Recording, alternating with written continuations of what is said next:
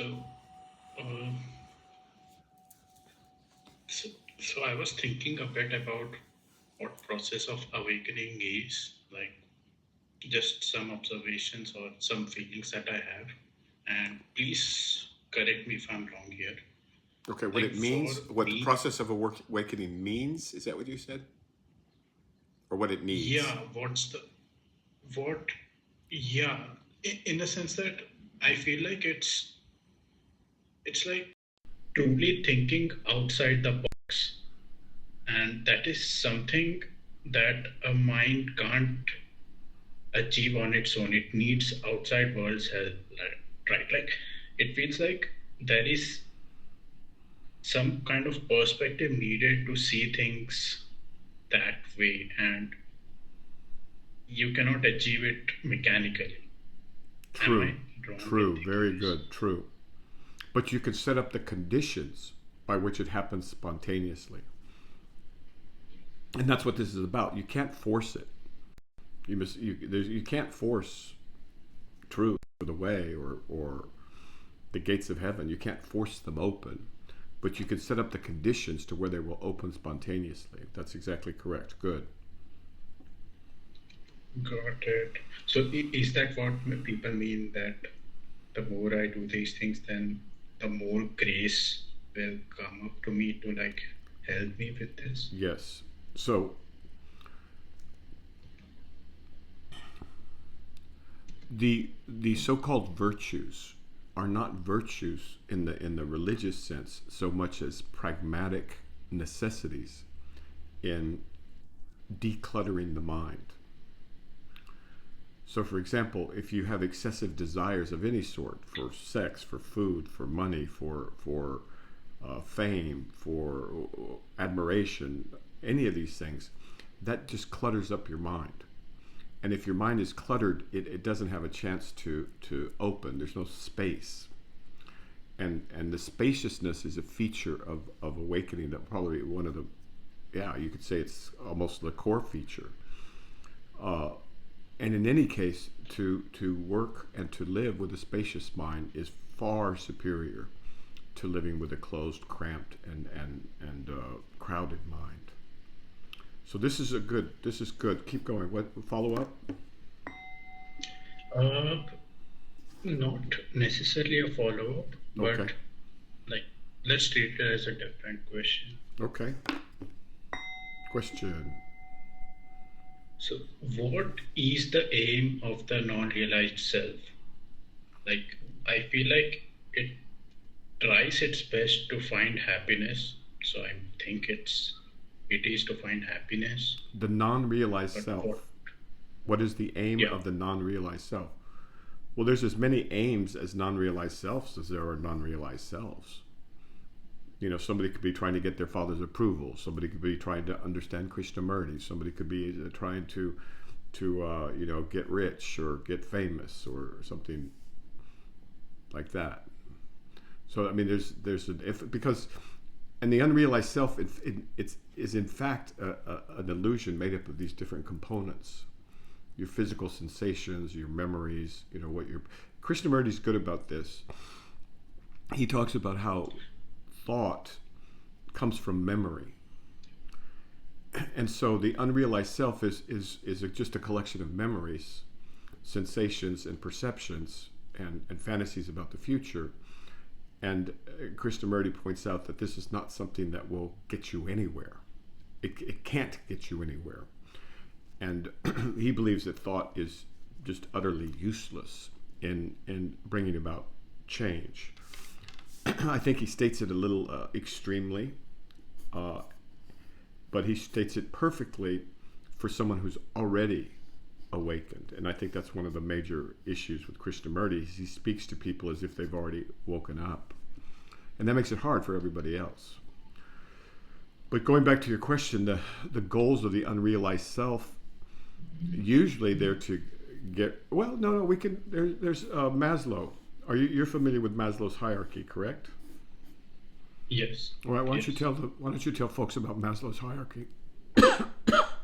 Uh, Maslow's hierarchy is a hierarchy of needs. Like Correct. it's kind of a pyramid kind of structure Yes. where at the bottom lies the security and basic necessities of Mm-hmm. life needs. And then as things progress, the necessity of people increases in the sense that it becomes more abstract, or More rarefied. like it moves from, Yeah. yeah, more Go rarefied, ahead. I would Good. say. You're doing a great job. Keep going. So like it moves from basic needs to having a sense of belonging, self-esteem, love, Excellent. and then I I may be forgetting some And then at the top, there's things. self-realization, as he Yeah, calls it, right? yes, So yeah. that's really well done. Now let's go to your question again. Ask your question again. What is the aim of the non-realized self? Okay. Now, can you answer that question yourself using what you just said to the peoples? Yeah, You can, can't you? yeah, I would say like it depends on which layer they are at right now, What stage of and if development those and are what satisfied, yeah, what, very and if good. those requirements are satisfied, then they can keep going up and up. But Correct. And here we that deal with means, people that are already pretty high up on the hierarchy. Uh, Correct. So that's important. That we don't deal here with the basics necessarily of finding food and shelter and safety. Although maybe we do. Maybe we do. Maybe we're going to have to. But see, can you see how you can answer your own question with that?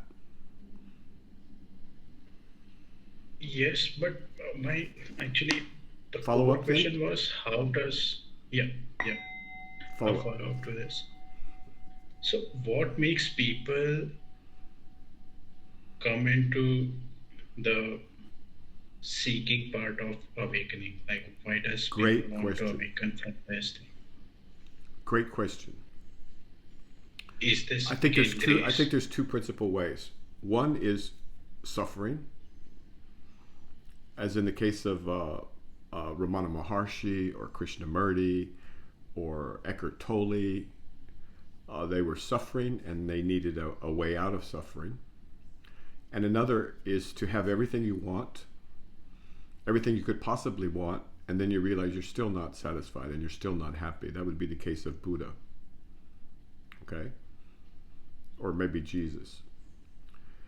So I think those are the, I mean, for simplification, I mean, there's many rivers and they all flow into the sea, but uh, for practical purposes, I think we could, I'd love to hear about exceptions, but oh no, there's another exception, which is people are genuinely curious. They're philosophical by nature, and so. But I think the two principal ways are suffering, or having everything there is to possibly want and still suffering. You know, that's what happened to the Prince Buddha. Okay, does that answer? Yes, yes. Like I was thinking more like at the end, from the non-self-realized perspective, it is just trying to find happiness in every moment it can. It's just that the definition of happiness for that self is different or incorrect, or it's conditioned, I would say. And but yeah, I, yeah, Yes, some people would call it happiness, other people would call it peace, other people want joy, right? And other people want bliss. But common to all of them is wanting, wanting, wanting. And by wanting, I think the only thing you can want and not suffer would be enlightenment or peace or joy or truth. I'm sorry. So maybe there are things you can want, right? And in my opinion, you should want. I mean, peace is something that everyone, I can't think of anybody who doesn't ultimately enjoy peace or joy. Happiness comes up and down. It's comes and goes with the circumstances. Whereas joy is a permanent developmental stage The first stage the Hawaiian Buddhist, the Hawaiian Buddhists are kind of the root of Chan and Zen Buddhism, and they have the 10 stages, from the flower ornament scripture. So in this book, Yep. they describe 10 stages of development, and the first stage is joy, and then it just goes up from there. Maybe I should read do you mind if I read the 10 stages, just the names of them for folks? Let me do that real quick. You should go ahead. So the 10 stages. And the 10 stages, actually, you could read that separately if you wanted. I wouldn't advise it, but you can read it separately. It's on page 812.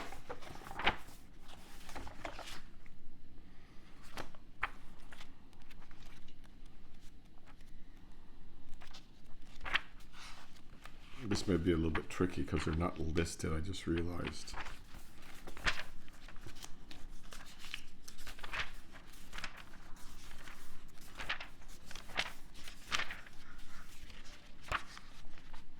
I'm not going to be able to do it this way. They're not listed that way.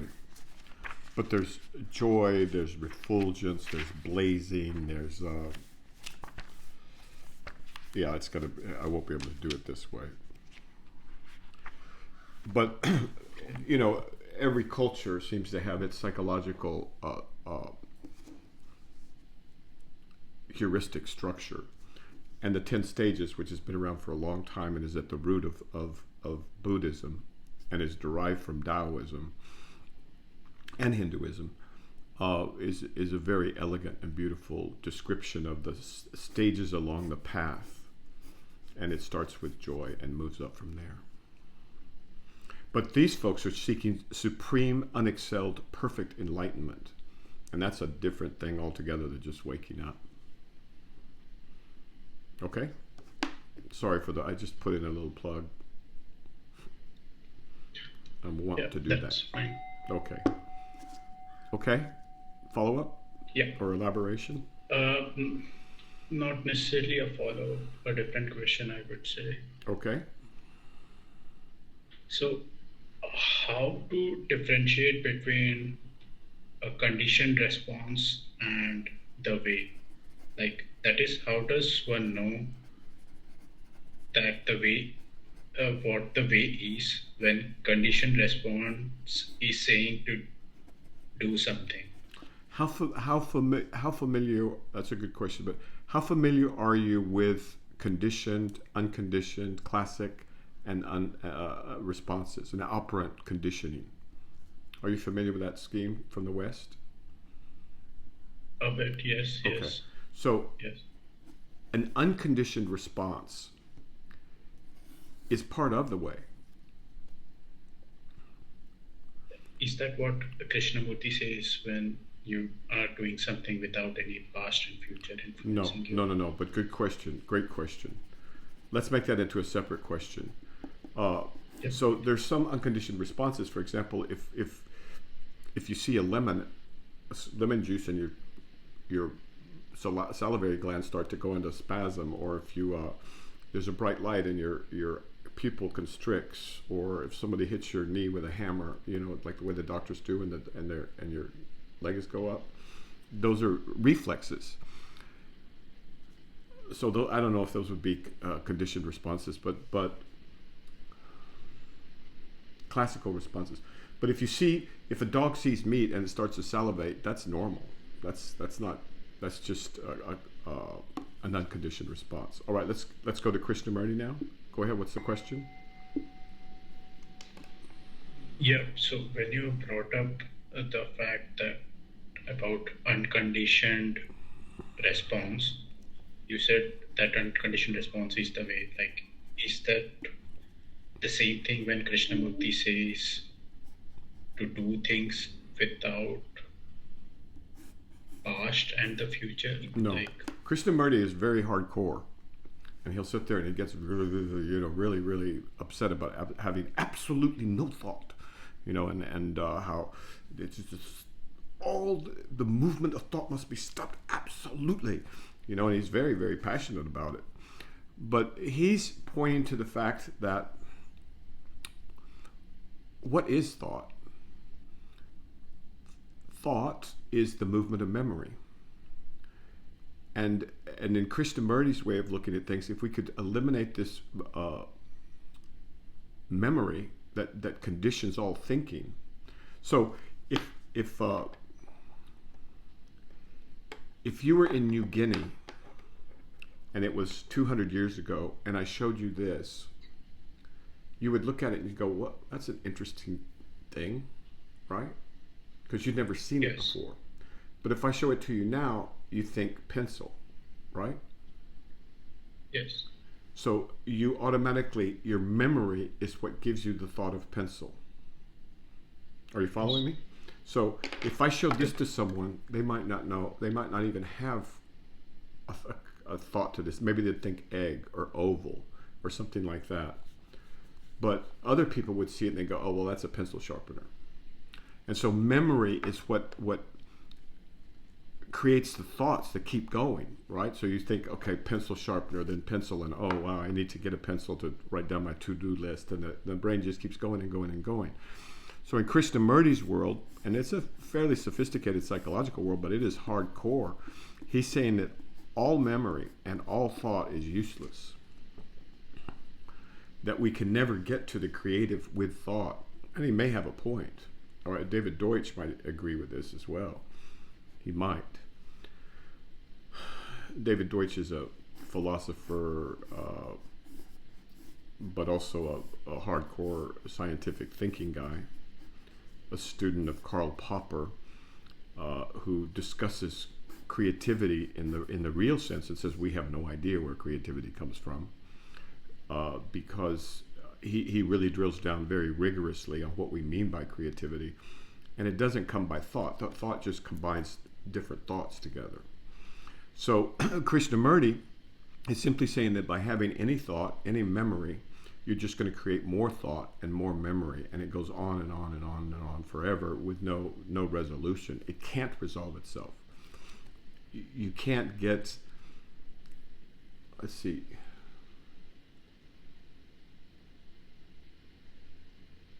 I'm trying to articulate it.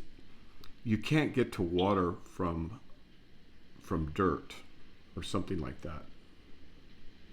You can't get to air from mud, in which case the mud would be the relentless thoughts, and the air would be the spaciousness of mind, the clear cut, the clear, vast spaciousness of the dharmakaya of the mind. So I may have wandered off your question, but Krishnamurti is very, very radical in this regard. And it's very difficult for people because they haven't woken up yet, and they don't know what a state free of memory, which is the awakened state. In the awakened state, there's not a memory. Memory is the opposite of the awakened state, and there's no thought. But most people can't. Most people don't believe that they can stop their thought, and that's a problem. They need to believe that they can do it, and then they can. And being free of thought is a very large step towards waking up.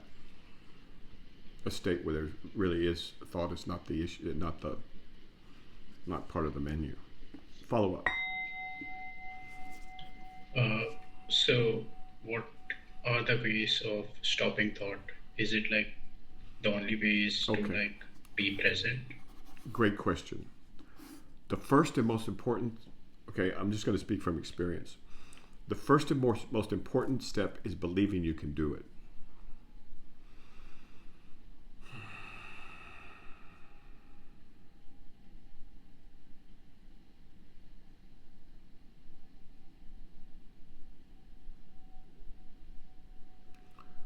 With regard to next steps,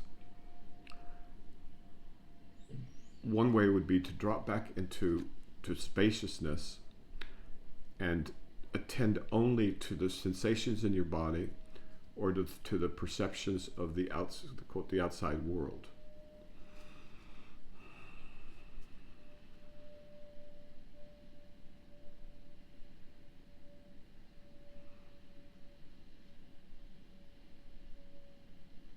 But to do that, you have to have calmed your mind. And in order to calm your mind, you either use your mind to relax your body, or you use your body to calm your mind. Let me talk about both of those, both of which are discussed in the Secret of the Golden Flower in those 8 pages.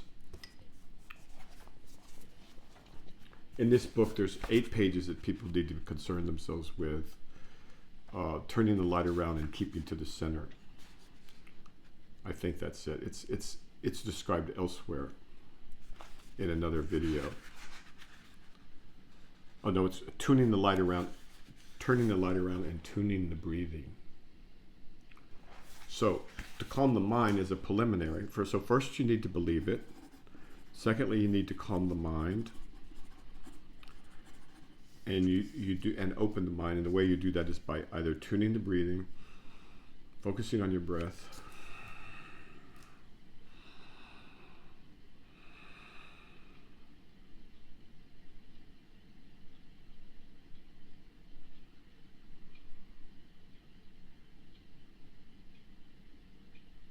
until your breath becomes as smooth as silk.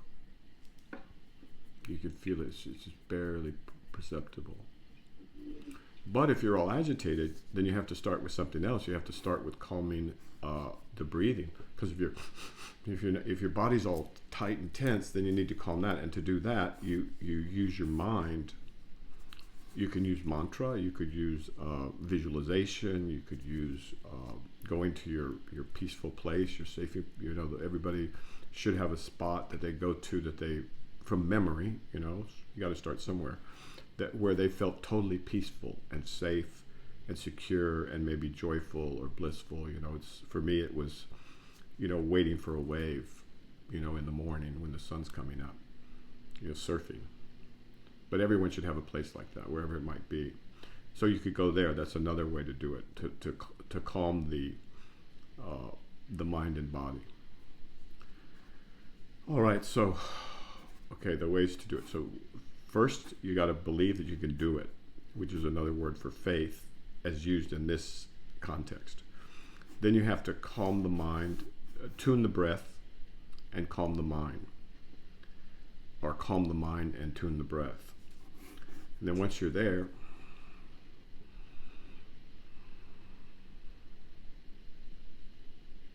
you just attend to the sensations.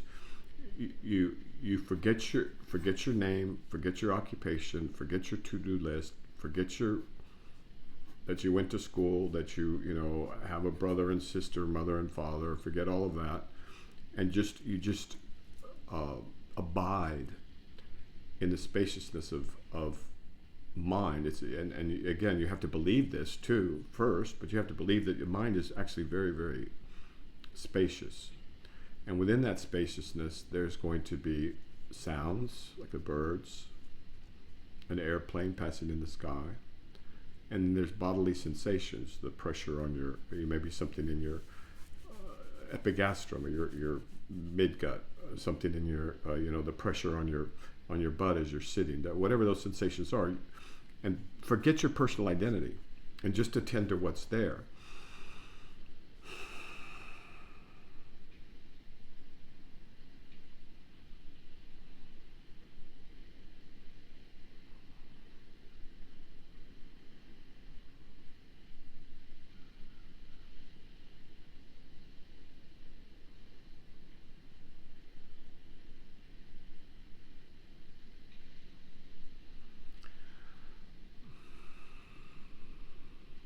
And then the thoughts,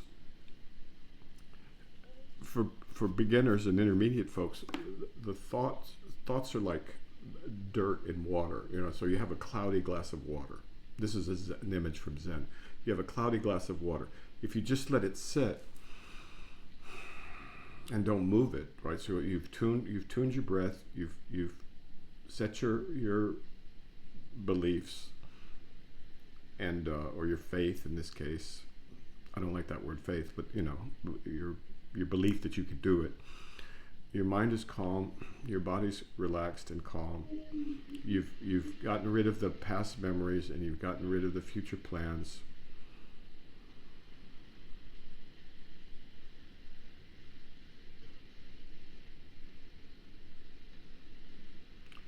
And as thoughts arise, like they're like muddy water, you just let it sit. Don't move, and on its own, the thoughts will come down to the bottom, and you'll have a clear glass of water.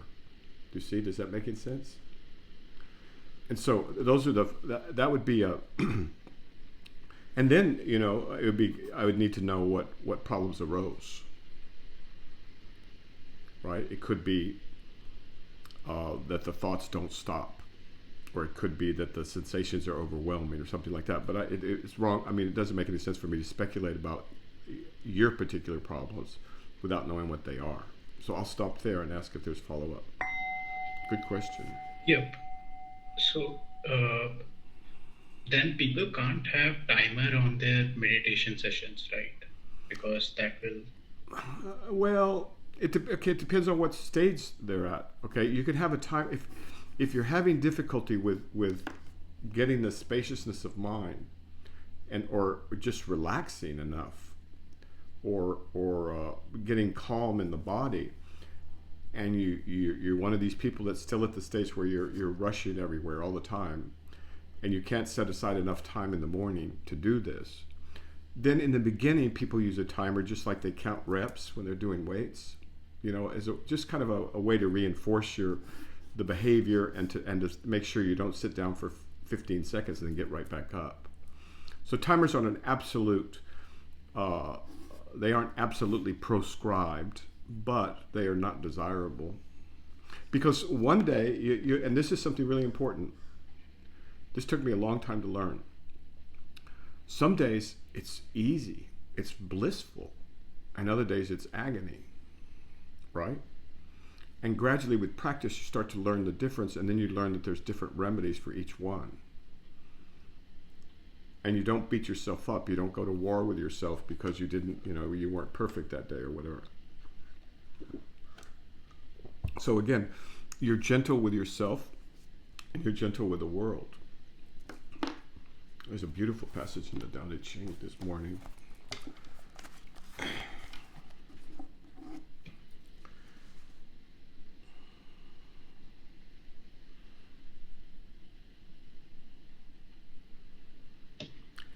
The great way is universal. It can apply to the left or the right. That's the spiritual or the mundane. All beings depend on it for life, and it does not refuse. That's very true. Its accomplishments fulfilled, it does not dwell on them. So once you've done your thing, you just keep going. It lovingly nurtures all beings, but does not act as their ruler.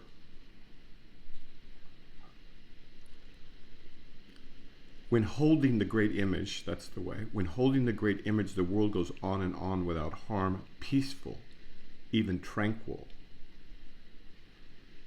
It is so plain as to be flavorless. When you look at it, it's invisible. When you listen to it, it's inaudible. When you use it, it cannot be exhausted.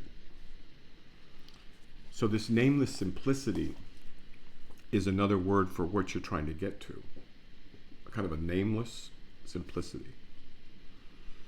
And Krishnamurti would say you can't have any memory at all, but he's a pretty hardcore dude. Okay, follow up? Not necessary to this, but to the... I have a feeling, though, I didn't answer your question completely. I didn't answer your question completely. Yeah. Do you remember what the last question was? So I still don't get how, from a non-realized self's perspective, to differentiate between a conditioned response and the way. Okay, so you're referring to Krishnamurti when you saw condition, right? So in Krishnamurti's language, which can sometimes be quite difficult, every thought is conditioned by memory. Because if you think about it, all your thoughts come from memory. Yep. And they condition, even your thoughts about the future are conditioned by your memory. And so maybe we will publish it. He gives a talk on the root of thought. And it's a bit difficult, but for some people it might be good. And he talks about how memory is the root of thought. And then he goes on and elaborates from there and gets pretty radical. But not radical. What he's saying is absolutely true, but it's hardcore for beginners, in my opinion, and even for intermediate folks. All right, but we'll put a link to it at the bottom. All right. Okay. So there's different ways to use the word conditioned. You can use it in a Western psychological sense, in the sense that we study psychology in school, and you have conditioned and unconditioned and classical and other kinds of reflexes, all kinds of different responses to the outside world. But in his case, he's talking about all thought as being conditioned by memory, which it is when you think about it. And that's why you can't get to the creative from there. The truly creative. Now, you can do all kinds of things. You can put things together. I can make a triangle out of 3 straight lines. Is that creative? Well, no, it's not. It all comes from memory. But wait, like if by creative you mean thinking outside the box, No, that's not what I then mean. By creative, I mean creating the world. Creating all of this.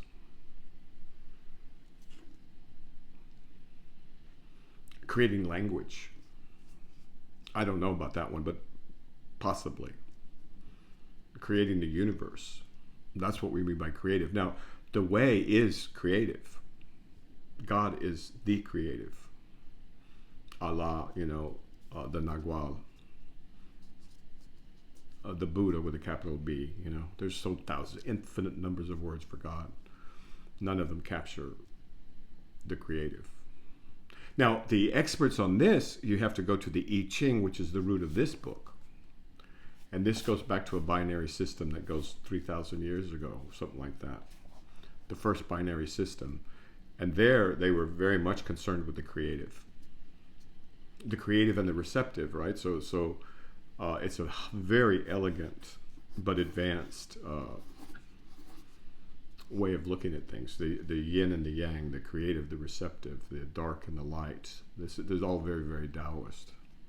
But this particular text, the I Ching, precedes the Tao by quite a few centuries, and it's totally misunderstood currently in the West.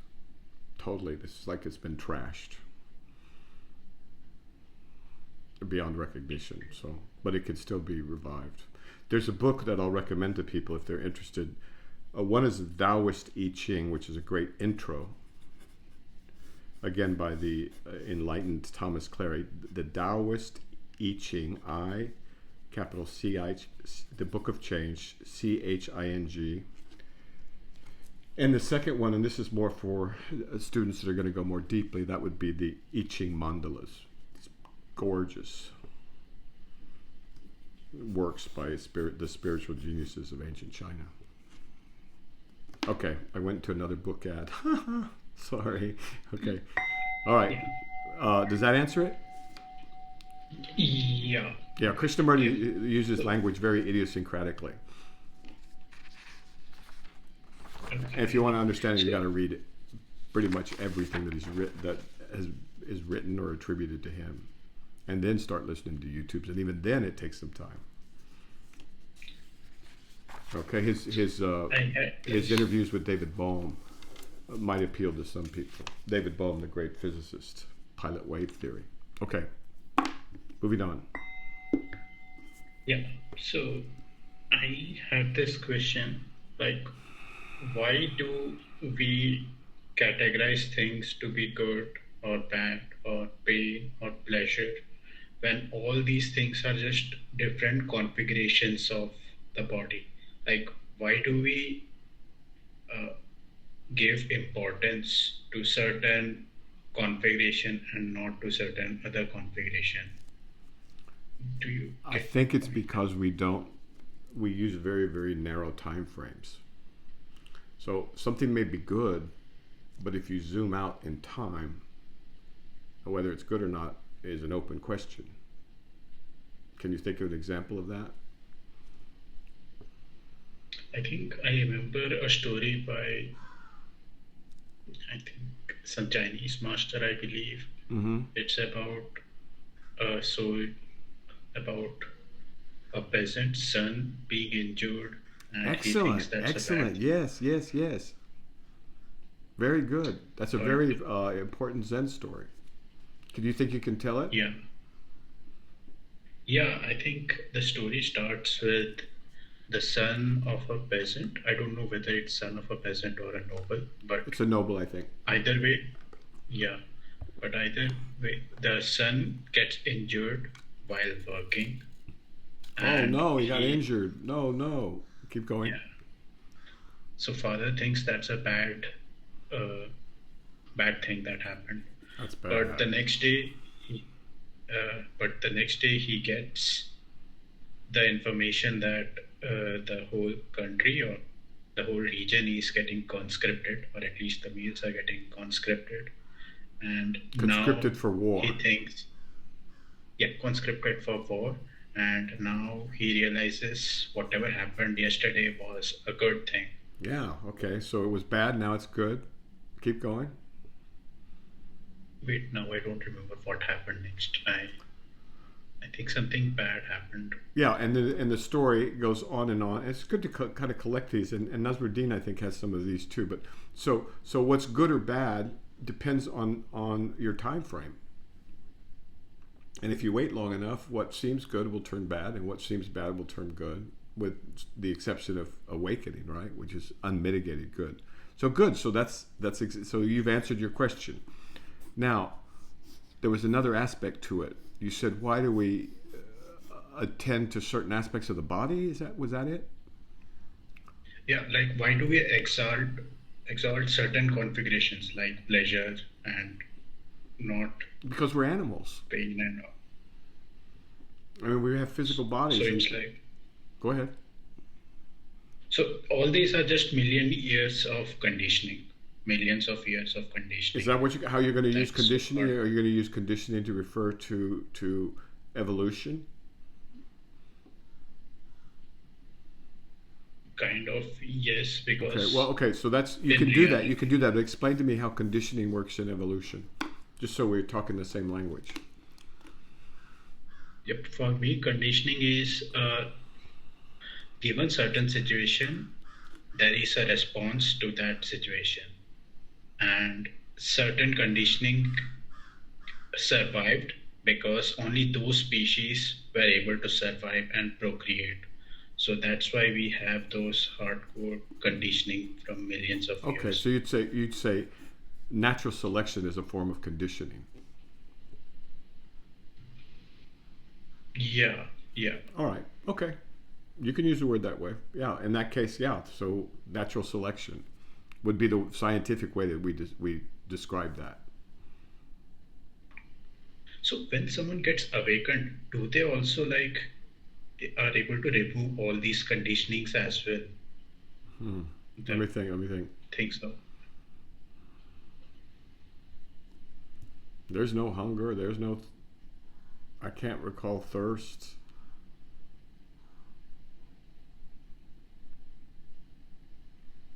Not in that. Not in the acute state. There's no needs for anything. There's no need for the body, frankly. Well, you need the body because it has the eyeballs, and it has the ears, and this world is so beautiful. You want to see it, right? But in terms of physical drives and needs, no, they're not there. Not in the acute satori nirvana. But see now, but on the So other they hand, are if you fine hear a with that. bird like that, your consciousness just immediately goes to that beautiful creature. If you see, I saw a human child. It's like I'd never seen a child before in my life, and it was the most gorgeous thing I'd ever seen. And even though I understood that I could go anywhere in the universe and explore or see anything, and I had infinite time in which to do it, when I saw those two little kids in a dirty jacuzzi in southern Arizona, there was nothing in the world more beautiful. Nothing more beautiful, nor amazing, nor extraordinary, nor compelling. But it was literally like I'd never seen a human child before. So there aren't the physiological drives for hunger or thirst or things like that I recall at the moment. but But there's other, just the love, you're just overcome with love and the beauty and just the truth of the reality of, and also when you're home, when you're finally home, you have no needs or wants. It's just, everything's just too beautiful to even beautiful doesn't describe it. It's more beautiful than beautiful. So when you come home, or when you arrive home, there are no mundane desires like that. I suppose, I did eat, I think, and I did drink, I suppose, because, after the acute, awakening, then there's days and days and weeks of another state altogether. Maybe not as quite as extreme as the initial, pressure drop when you finally freed of this hideous ego and this hideous human mentality that's been like cramping you in like this for a lifetime, and then all of a sudden, you know what it is to be free, and you know what it is to be home, and you know what God is, and you know what truth is, and you know what beauty is, and you know what the whole thing was about. And you never recover from that. What would you recover to? But gradually thought creeps in and memory creeps in, and the demands of the world start to impinge on you, and then as in direct proportion to those, you lose it. And then you just have to go back, or get back, not go back. Okay, sir? Follow up? Yeah. Uh, Not really a follow, but it feels like the life that I'm living right now is a bit like artificial one, like It asking is. all It is someone artificial. what needs to be done and all.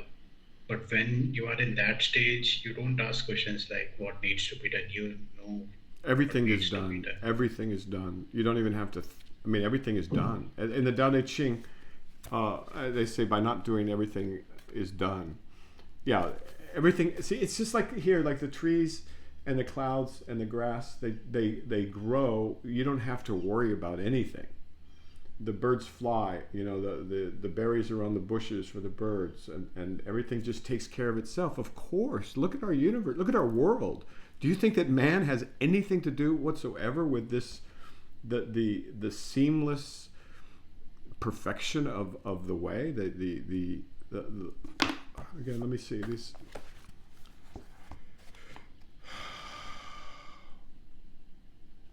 When holding the great image, the world goes on and on without harm, peaceful, even tranquil. So it does everything. Okay, the way is always uncontrived, yet there's nothing it doesn't do. There you go. It's nameless simplicity. So it's another word for God. And so when the Christians say God is everywhere, this is what they mean. Right? This is God. This is heaven. But our petty egoic needs and the drives of our body, if they're not properly tuned or whatever, they interfere with it. And so once the gates open, or the veil is lifted, or you drop your ego, or however you want to describe it, once that occurs, then you realize, oh my God, I've been home the whole time. And you realize you can't remember ever having been home, really. So maybe I don't know if I said too much or too little. Go ahead. What was the question again? I'm sorry, I get lost in it. Because it's so accurate. It's just so accurate. That's what I love about it. Nameless simplicity. Yeah.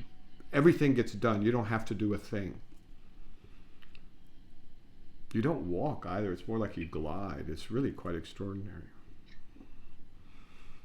Because your body is just something that it's just like something that contains the perceptive apparatus or something like that.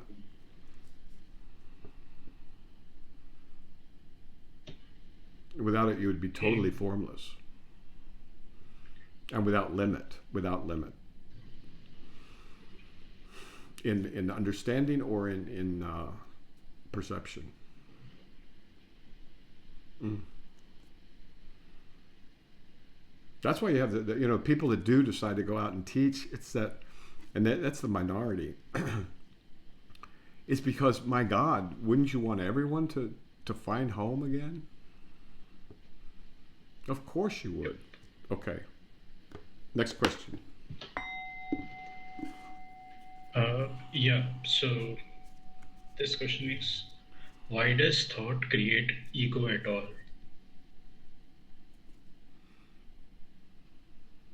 You know, that's the same question as why do we lose home at all, right? I mean, why would God choose to manifest as a creature like us?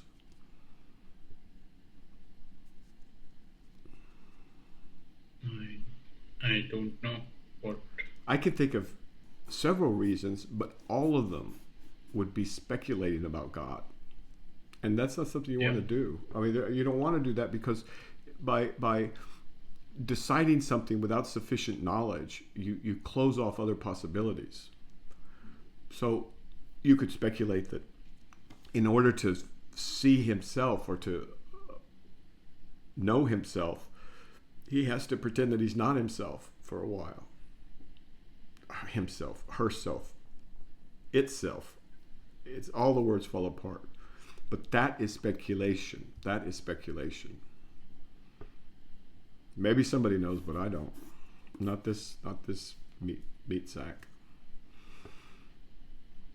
I mean, you could speculate that the universe wants to know itself in a trillion different ways, trillions of different ways, and that every tree, every human, every rabbit, and every crow, they all know the universe from a different perspective, right?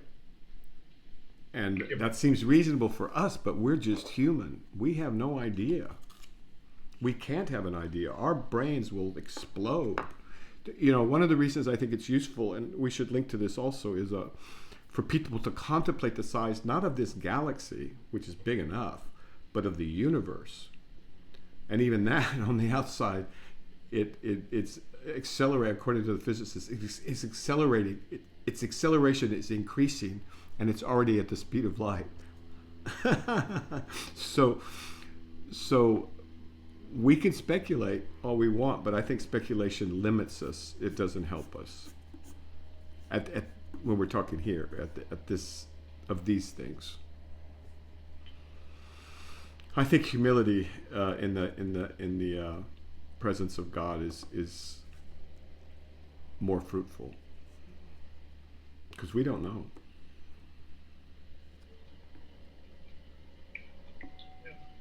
Yeah. Follow up? Mm, Not with respect to that, I would say. Okay. So, last few couple of questions, something like that, before we stop. Yeah, but okay. Yeah. So my one question is, what is learning? And if it means improvement, then improvement basically implies some direction. But I'm making assumptions here. So what is learning? In this context,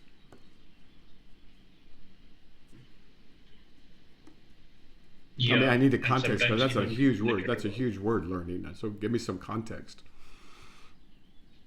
okay, so let's start with this context. Then maybe we can move on to things related to Start one. with what? Start with this context, Okay, our in this context. context, Then we're not about learning. We're about unlearning. The by far and away the largest problem that people have in this arena or this endeavor is that they think they know, but they don't. They've heard a bit and they think that they can understand, but they don't. And so the learning how to learn first requires unlearning what you think you know. This is such a common problem. And you know the Zen story where the Zen master uh, sits for tea with a new student, and then he starts pouring tea into the teacup, and the teacup fills up with tea, and then water starts flowing over onto the table, and the student says, "What are you doing? What are you doing? Is it the cup is full?" And the Zen master says, "Yes, this is like your mind, right? And we must first empty your cup before we can make any progress." I mean, they say it much more elegantly, but that's the point. So learning how to learn begins with unlearning what you think you know and starting over with with a fresh slate to the extent that's possible. And the best folks for this, I think, probably would be the 20th century Sufis in the personages of Idris Shah, a book called Learning How to Learn, or perhaps the Buddhists, in particular the Zen Buddhists. But so first we have to learn how to not know. That's vital, and to be comfortable with not knowing, and accept not knowing as just part of our circumstance here on this planet. So that's step one. Follow up. Yeah, how can one be comfortable with not knowing? Because if they want to create something based on not knowing, wouldn't that lead to shaky foundation and create problems? No. Like if there Give is an no example. Give an security. example. Giving an You example. don't need to create anything here. It's already here. Home is here. The world is here. Everything you need is already here. You don't need to worry about it growing and creating and going on and evolving and all this other stuff. It all takes care of itself. So what do you need? What's needed? Uh, Needed to develop something so that, like, some This, assumptions need to be made, right, for a society to work. okay, now are we talking about the level of society or the level of an individual trying to wake up? Those are two different things. Now, learning how to learn how to get on in life and how to provide for yourself and provide for a family or provide for your community or to protect yourself from harm. All these things, those are all things that need to be learned, but I thought we were talking about an individual trying to wake up. That's a totally different context. Although they're very closely related. I mean, these guys aren't slouches. If you look historically, these people aren't slouches, and most of them aren't monks. Jesus was right in there mixing it up with everybody, right? Of course, he paid for that, tragically. But so I got to be clear about what context we're speaking of in terms of learning. Okay, yeah, right now I would say in our case, but Jesus said, "Render I unto was Caesar also that which is Caesar's," which is another way of saying, render to the world, the ambient world of delusion, that which is necessary to get by, for the simple reason you don't want to be distracted by all that stuff. You don't want to get mixed up in some stuff that has no yield. So the first thing about learning is you have to think, what's the context and what's the goal? If the goal is to fit in with the okay. Romans during the Roman Empire, then that's different than the goal of waking up, right? But a thing that just occurs to me that maybe I should remind you is that this inner consciousness is already there. It's yours. It's yours. It's what you are in reality. So just eliminating the delusions gets you to it. No one can give it to you. No one can take it from you. It'll be yours anyway when you die. You left it when you were born. If maybe a few months after that you lost it. So this is not something you're trying to get. It's something you're trying to uncover. Okay? Does that make sense? Yep. Okay. Yeah. So follow up. I don't think I have one. Yeah, Okay. no. So we're good for today? Yes. All right. Good Yes. questions. Good questions. And I think it's really cool the way you're able to answer some of your questions with you have a knowledge base that you're building from. Okay? That's great. Terrific. Yes. Okay, sir? Keep the faith. Take care.